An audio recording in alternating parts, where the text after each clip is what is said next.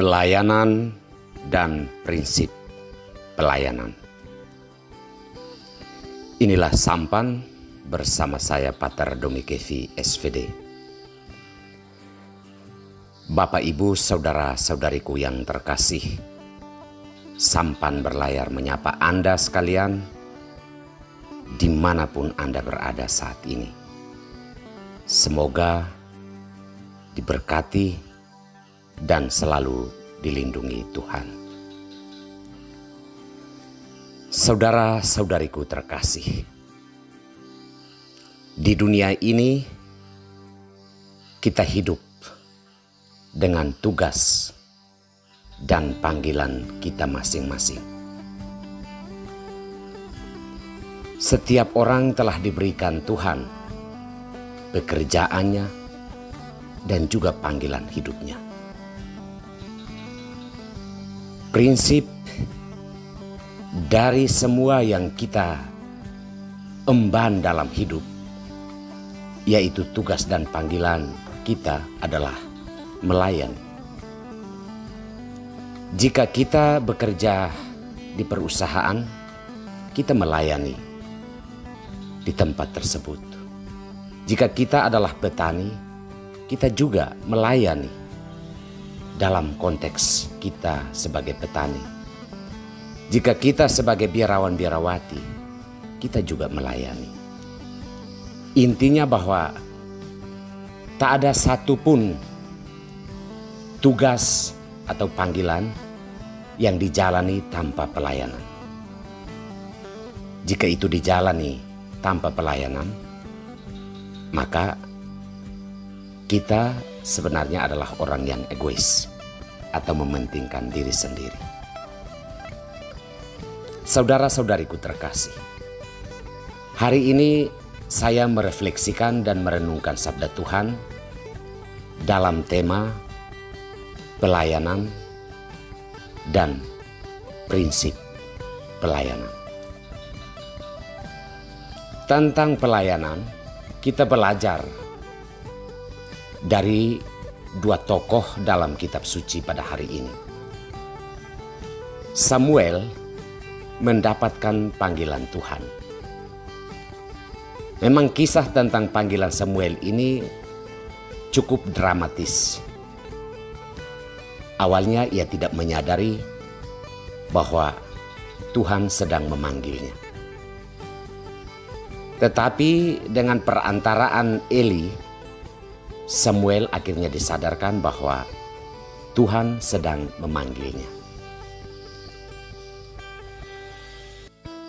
Ia kemudian hidup sebagai seorang nabi, melayani Tuhan dengan mewartakan apa yang dikehendaki Tuhan untuk disampaikan kepada umat Israel.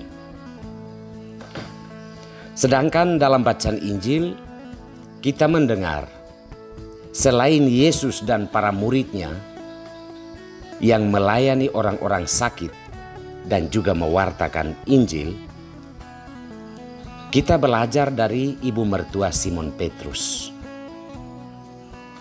Ketika ia sedang demam dan disembuhkan Yesus, apa yang dilakukan setelah itu adalah ia melayani Yesus dan para muridnya yang juga sedang melayani orang-orang yang sakit.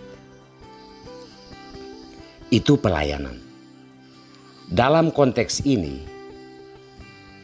mungkin kita menjalani tugas dan panggilan kita tanpa kita sadari bahwa Tuhan sedang memakai kita dengan tugas dan panggilan kita di dunia ini, entah sebagai pejabat pemerintahan, karyawan perusahaan, atau biarawan-biarawati. Tetapi kita perlu ingat, panggilan Samuel untuk melayani itu berlangsung dramatis dan terjadi sampai 3 kali, baru dia menyadari bahwa ternyata Tuhan sedang memanggilnya untuk tugas pelayanan tersebut. Hal yang kedua adalah prinsip pelayanan. Tentang prinsip pelayanan ini, Pertama kita belajar juga dari Samuel. Bersabdalah ya Tuhan, hamba-Mu mendengarkan. Bahwa apapun yang akan ia lakukan nantinya adalah semata-mata kehendak Tuhan. Bukan ambisi pribadi, bukan cita-cita pribadi untuk meraup sebanyak mungkin harta kekayaan dan mendapatkan sebanyak mungkin gelar atau status sosial di dunia ini. Untuk mencapai tingkat panggilan untuk pelayanan ini, membiarkan kehendak Tuhan yang terjadi. Prinsipnya adalah apapun pekerjaan dan panggilan hidup yang kita jalani, semoga kehendak Tuhanlah yang terjadi, bukan kehendak manusiawi kita. Prinsip yang berikut, kita belajar dari Yesus sendiri. Kita dipanggil untuk melayani semua orang dan tidak terikat pada tempat atau tidak terikat pada kelompok-kelompok manusia tertentu. Maka ketika para muridnya menyampaikan bahwa banyak orang mencari dirinya, Yesus hanya mengatakan bahwa marilah kita pergi ke tempat lain, karena di sana juga orang membutuhkan pewartaan Injil dan pelayanan. Ini prinsip yang sebenarnya kalau dipegang teguh, kita akan menjalaninya dengan sukacita, tanpa beban, tanpa keluhan, sekalipun situasi dan keadaan yang kita hadapi itu banyak tantangan. Prinsip yang ketiga juga kita pelajari dari Yesus. Ia menyepi dan berdoa. Bahwa setiap tugas dan pelayanan ini akan berlangsung sampai selama-lamanya dan akan berlangsung murni dari panggilan hati nurani kita apabila kita mau mengikatkan diri kepada Tuhan.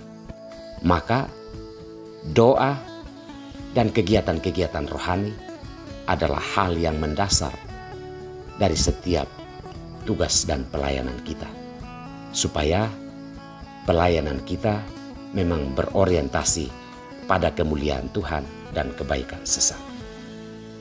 Saudara-saudariku terkasih,